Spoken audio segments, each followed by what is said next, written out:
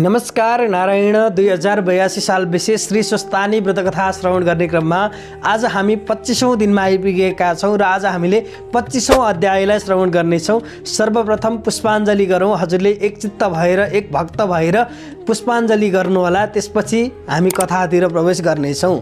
पुष्पाञ्जली गर्नका निम्ति हजुरले पुष्प रहेको छ भने पुष्प हातमा लिएर प्रार्थना गर्न सक्नुहुनेछ। ओम यम ब्रह्मा वरुणेन्द्र रुद्र मरुत स्तुन्वन्ति दिव्यैस्तवैर्वेदैः साङ्गपदक्रमोपनिषदैर्गायन्ति यं सामगा ध्यानावस्थित तद्गतेन मनसा पश्यन्ति यं योगिनो यस्यान्तं न विदुषुरासुरगणा देवाय तस्मै नमः। श्रीमच्चन्दनचर्चितो जलवपु शुक्लाम्बरा मल्लिका मालालङ्कृतकुण्डला प्रविलसन्मुक्तावली शोभिता सर्वज्ञाननिदानपुस्तकधरा रुद्राक्षमालाधरा वाग्देवी वदनम्बुजे वसतमे त्रैलोक्यमाता चिरं मुखं करोति वाचालं पङ्गुं लङ्घयते गिरिं यत्कृपातमहं वन्दे परमानन्दमाधवम्। नमो भगवते तस्मै व्यासाय अमिततेजसे यस्य प्रसाद वक्ष्यामि नारायणी कथामिमम्। नारायणं नमस्कृत्यं नरं चैव नरोत्तमं देवीं सरस्वतीं व्यासं ततो जयमुदीरयेत्। श्री स्वस्तानी परमेश्वर्यै नमो नमः। एक भक्ति भएर कथालाई पूर्ण रूपमा श्रवण गर्नुहोला। अथ पञ्चविंशोऽध्यायः। कुमारजी आज्ञा गर्नुहुन्छ, हे अगस्त्य मुनि। त्यसपछि लावण्य देशमा मन्त्रीहरूले हात्तीलाई सुनको कलश र फूलको माला दिई राजा खोज्न लगाइराखेका थिए। लोकहरू अनेक वस्त्र अलङ्कार पहिरी राजा होइजान्छु कि भन्ने हात्तीको नजिक गएर अघि पछि हिँड्न लागे। नवराज पनि त्यहीँ पुगेर एउटा पार्टीमा बसी हेरिरहे। हात्तीमा हरिहरि प्रवेश गरी नवराज ब्राह्मणका नजिक गई गलामा माला पहिराई सुवर्णको कलशले अभिषेक गरिदियो। त्यो देखेर प्रजाहरू भन्न लागे, हे लोक हो, यो हात्ती बौलायो के यस देशमा कुनै क्षत्रिय छैनन् र ब्राह्मणलाई अभिषेक गर्यो? कसैले प्रतिवाद गरे, यो हात्ती बौलाएको होइन, तिमीहरू नै पागल भयो। मुखले नबोले पनि हात्ती देवता हो।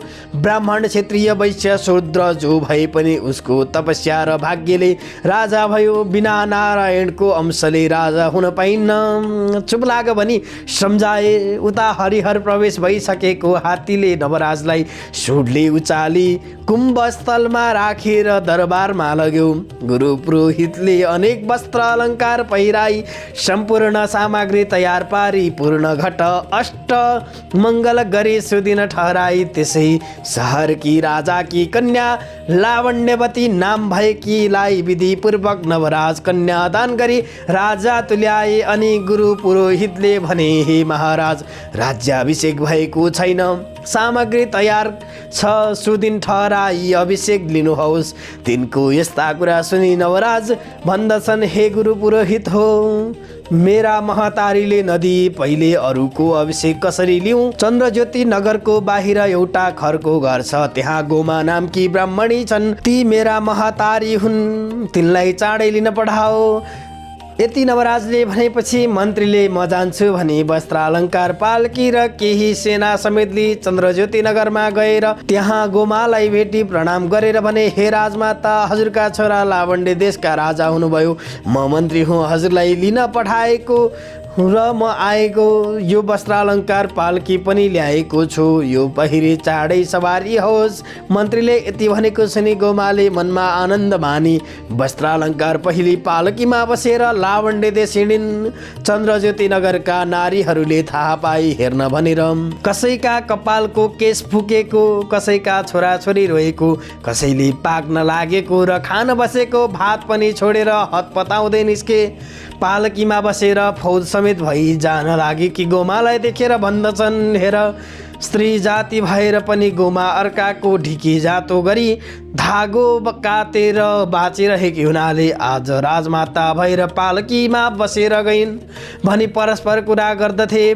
गोमा राजमाता त्यहाँबाट गएर लावण्य देशको नजिक पुगिन् र नवराजले थाहा पाएर हात्ती घोडा रथ सेना लगेर गीत वाद्य गर्दै दरबारमा लगेर साष्टाङ्ग प्रणाम गरे। हे माता, हजुरको तपस्या र हरिहरको कृपाले म लावण्य देशको राजा भएँ, अब राज्याभिषेक दिनुहोस् भनी नवराजले भनेको सुनेपछि सुदिन ठहराई सुनको सिंहासनमा बसालेर नवराज राजा लावण्यवती रानीलाई विधिपूर्वक राज्याभिषेक दिन। राज्याभिषेक भइसकेपछि गुरु पुरोहित र ब्राह्मणहरूलाई भोजन गराई दक्षिणादि विदा गरे अनि हात्ती घोडा रथ पैदल सेना तयार पारी गीत वाद्य गर्दै दरबार जाँदा भए। तीसरे स्कन्द पुराणे केदार खण्डे माघ महात्म्ये कुमार अगस्त संवादे श्री स्वस्थानी परमेश्वर्या व्रतकथाय नवराज राज्याभिषेक वर्णनम नाम पञ्चविंशोऽध्यायः। श्री स्वस्थानी परमेश्वरै नमो नमः। यसरी हामीले श्री स्वस्थानी व्रतकथाको 25औं अध्यायलाई समापन गरिसकेका छौँ र हजुरले पुष्पाञ्जली गर्न सक्नुहुनेछ।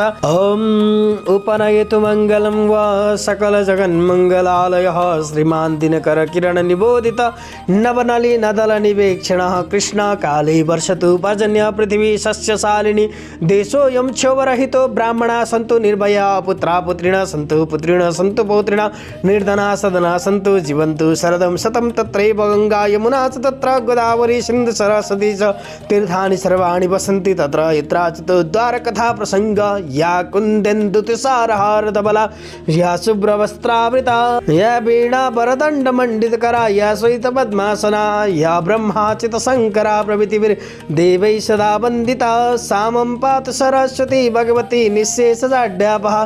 श्री स्वस्थानी परमेश्वरै नमो नमः। नमः पार्वती पतये हर हर हर महादेव शम्भो।